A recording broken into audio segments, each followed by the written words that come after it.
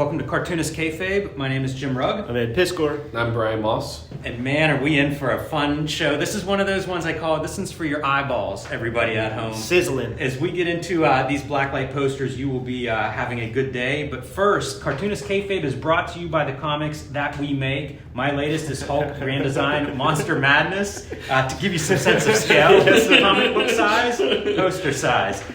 These are available now in your local comic shop. There will be a collection in January that's oversized, not quite the size of the posters, but pretty big. Pre-order that now wherever you get books. And Street Angel, Deadliest Girl Alive, fresh back on the stands after being out of print for a year from Image Comics. 8 complete stories of my homeless ninja hero on a skateboard. Pick that one up in time for Christmas. Perfect gift this holiday season. Ed Piscor's Red Room, The Antisocial Network, and Trigger Warnings, both available in stores now. These are completely self-contained stories, 4 complete stories in each issue. So pick these things up. Whichever book you see first is the perfect place to start.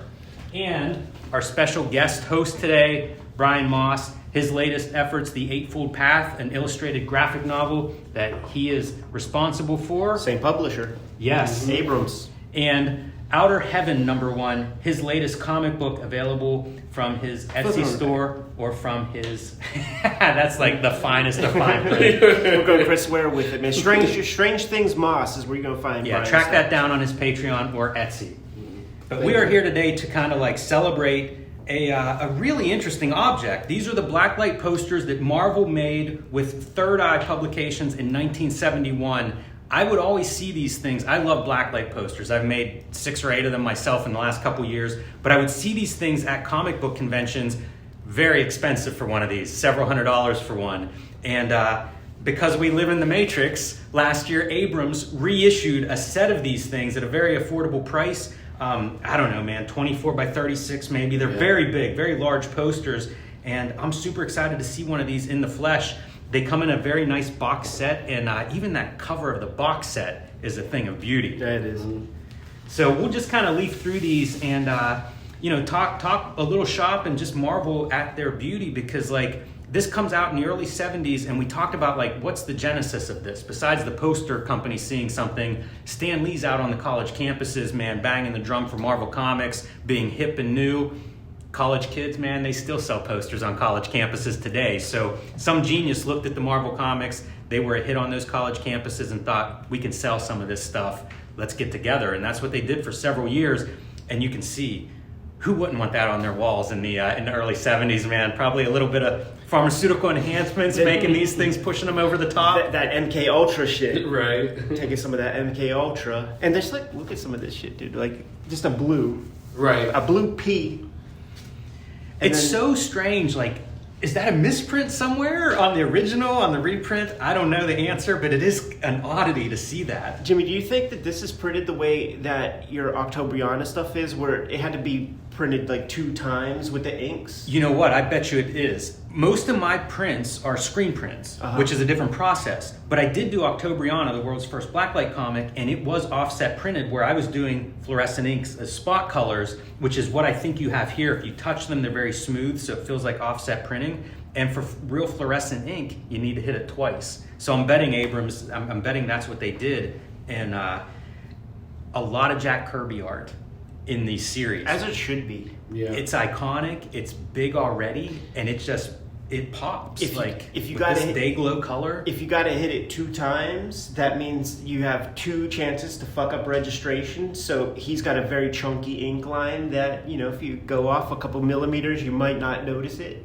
From a production standpoint, comics lend themselves really well to this kind of printing for that reason, because of those big heavy lines to start with. I don't know if my eyes are doing this optical trick, but like maybe these 2 are different colors than that. I think Oh you're yeah, right. they actually are, Ed. Yeah, I can see that too, because if you match it from here to there, then you can see it. Good eye. That's such a strange effect. It's one of those things I would do if I thought of it, but who would think of that? Right.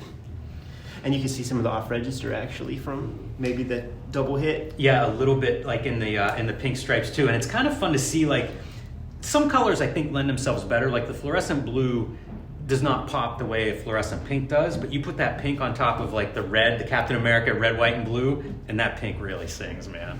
It's such a bright one. I always think like the pink and the yellow for these day glow colors is the exceptional stuff. And speaking of like perfect subject matter for a Blacklight poster, who could be better than Doctor Strange? Yeah. If you think about this stuff, it actually is pretty risky for Marvel even at the time to do something like this because they really rely on the color for their characters' iconography. So to completely throw that out the window or have a simulation of that is actually pretty remarkable because, I mean, think about it. They know the audience buying this. You know what I mean? You're 1,000% right, man. You don't. Your Spider-Man is incomplete until you like put the red and the blue down, and when you do that, you fill it inside. Man. Yeah. Like after drawing a million, Spider-Mans just in black and white, when you start to put color, it's like, oh, now it officially is Spider-Man. Is something happening to your eyes with the green and blue when you're looking at that? Because there is definitely some trickery happening. I'm seeing sizzling. I'm seeing movement. Mm-hmm. Yeah, that one's pretty odd. And I was looking at like the overprinting on some of these back colors, including this big like orange-pink planet. You can really see where the color is doing something weird with the black lines. It makes me wonder how they even reproduce these. If they were like scanning. This is a screen. Yeah, it's not peculiar, right? Yeah. Or no, I see it going over top of that too. It happens a lot. It's in a lot of part of this. It's throughout this art. Like you'll see kind of this effect, which makes me wonder if they are doing something from the original prints. And I don't know, man. It's a weird mashup. It's real fun, like in Dan Clow's Patience, in the end papers and things like he brings a lot of new colors into his cartooning in Patience, and I think a lot of it is inspired by like the Blacklight posters and seeing this, because this is the constipated, totally straight arrow. Fucking Steve Ditko never touched anything. His idea of psychedelia or mysticism or whatever, and that's Clow's also.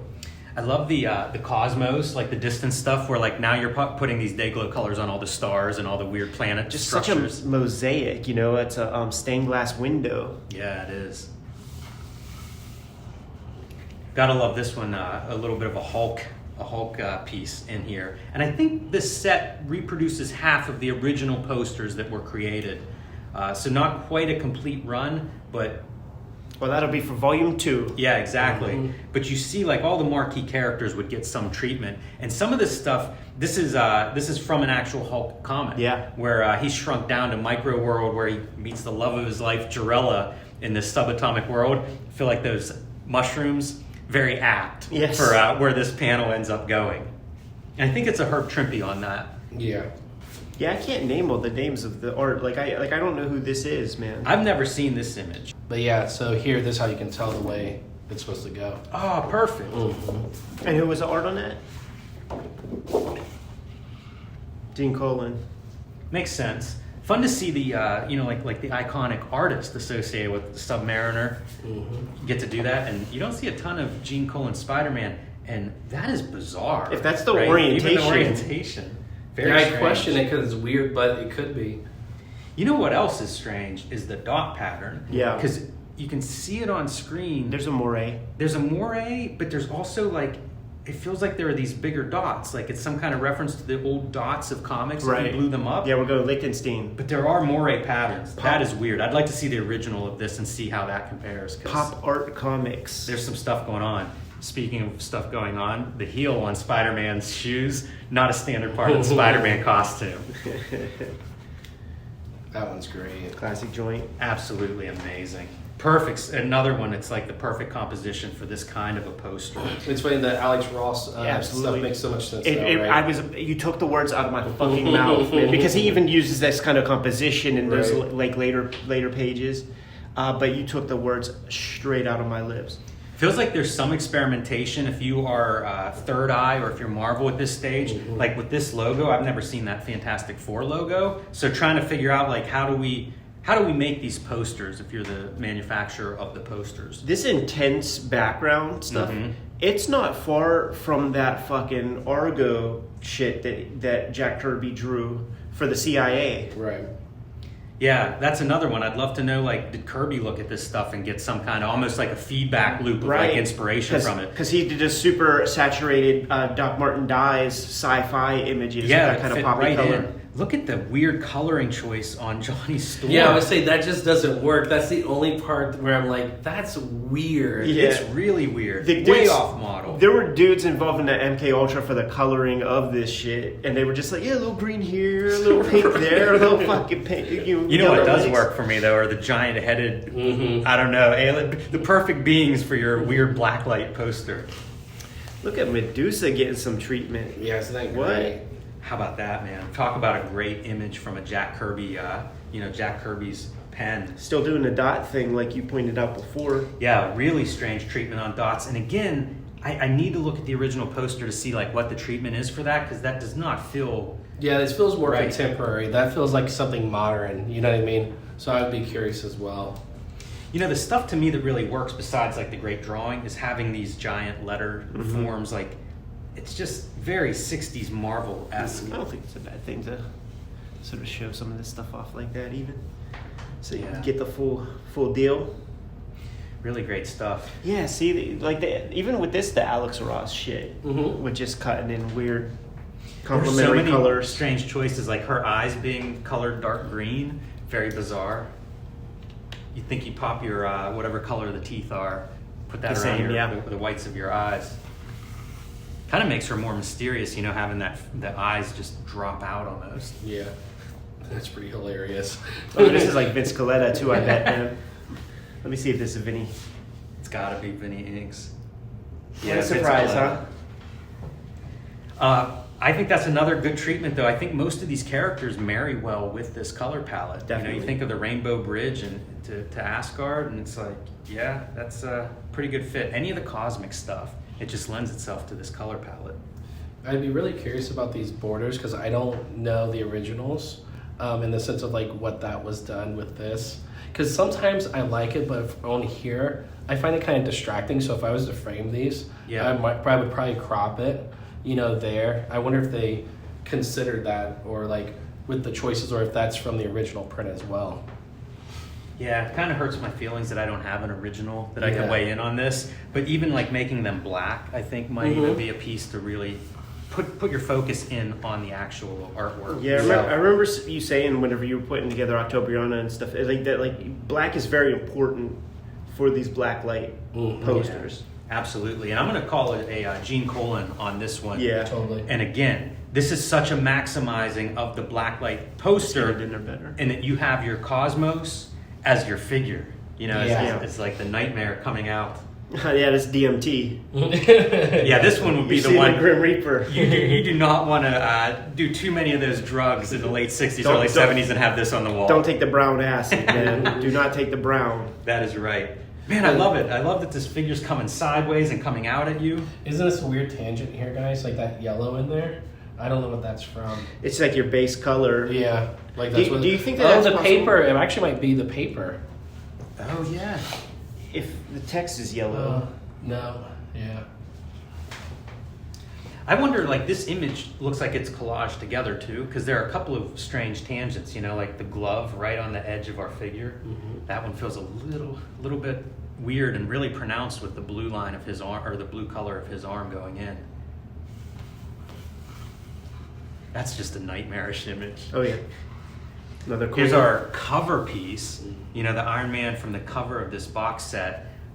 Again, Gene Colan just killing it, man. Such an underrated artist. I'm such a fan of his. This may be my favorite of the batch. And you know, Brian, no border. Exactly. You know, like it really makes it feel bigger. Mm-hmm. And that's what I want in a poster. Like, I want these figures to be as big as possible. And our boy is pushing the edges of the poster. Like he wants to be even bigger. It's even like breaking the frame, you know, like where you would break the frame to emphasize size of this character. I love it's I did it because I'm planning the frame. I can't. This Tim Hensley print that he did years ago, and it's the exact inverse of this print. The funny thing about this is that it's traditional, like Iron Man colors. They got it kind of to his local color, you know. He really looks good this color, and having the orange as a little bit of a shadow on the Yeah. leg really works. This is actually a good display of like how to color if you're going to like do something that's like a little bit more creative outside of the traditional form. You know, this is like a nice way to push it, you know. Love the giant sound effect as part of the composition too.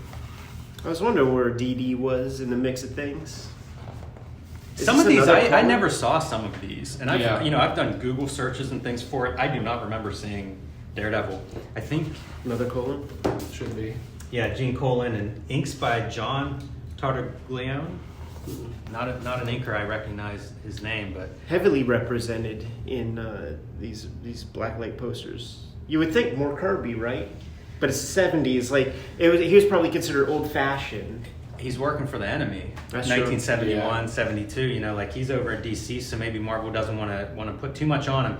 The bummer for me is this like faded out pink.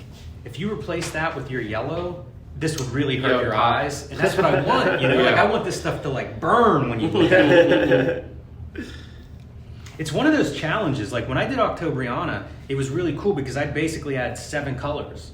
You know, Yeah. like you, unless you wanted to do something like this that wasn't really fluorescent, that's what you were stuck with. So, yeah, it's different. Damn, we're going B-list now. Right. We're fucking more Yeah. J. Colon, huh? Gene Colan is your MVP of this set, I think. Looks like, huh? And again, this really lends itself. You know, these lines feel like they're right out of that psychedelic time period. What I've noticed, the images that they're picking for most of them are these weird orientations, meaning like it's like which way's up, which way's down. You can go really any direction with these. You know, even with something that's floating, like the previous one, that still kind of like gives it that feel of like orientation, you know? Yeah, it's so much fun. I can almost imagine like hanging this on a wall upside down. Yeah, exactly. And you would know it was upside down from the lettering, but otherwise, Yeah, it's the kind of composition great. still works, yeah. You know, it almost swims around as you're looking at it on Mhm. a wall. And more of that color variation in the lettering feels very deliberate here and thought out. Very cool. I like whenever they mash up like a pink and an orange. Mm-hmm. Those things work well together. The green's a little bit dark. Man, I struggle with this stuff because like I'm always specking out the inks for it, and it's like I want my green to be almost the fluorescent yellow style. So it's such a cool thing to see. I'm so glad that you have these, Brian. I've been totally. wanting to see this set forever in person. I think it's a really cool reissue, and I love that whenever I think Marvel does a good job with like, yeah, let's mine some of the cool stuff that we have, because who would have ever thought you'd get reproductions of these Blacklight posters, especially in a set? Right. It's funny because if you actually just do the math, they're only like a couple, like around $10 a piece. Right. You know what I mean? So it's like, if anyone's concerned about like the price tag, it's like, no, literally do the math, guys, you know? Yeah, super cool. Yeah, it feels like these only exist in the age of artist editions. Right. You know, if we weren't used to having that one shelf that doesn't make sense in Right. our house. And just like, you know, you never thought you would get something bigger than those. They found a way to like sell you something even bigger. Bigger. Like, where do we go from here? It's a good question. I don't know the answer, but stay tuned. If we go somewhere, I'm sure we'll cover it on this station. Kayfabers, like, follow, subscribe to the YouTube channel, hit the bell. We'll notify you when new vids are out there. Jimmy, tell the people what's out there, man. Hulk Grand Design Monster Madness in stores now. Pick this up for a complete history of the Incredible Hulk, or pre-order your copy of Hulk Grand Design for January 2023. It is a large, oversized collection, extra pages, and fluorescent green cover, so it'll fit right in with your Blacklight poster collection. Street Angel Deadly Scroll Live back in print from Image Comics after almost a year away from the shops, so pick that one up now. And perfect Christmas gift. And join me on patreon.com/JimRugg to see a lot more of my comics and art. Brian, tell the people what's up. We got Outer Heaven and Eightfold Path. Eightfold Path is from Abrams Megascope, so that's available. Amazon, wherever. And then we have Outer Heaven, which is my self-published joint. I'm working on a second one right now. You can also get this guy on my Instagram and my Patreon. So just hit me up, Strange Things Moss.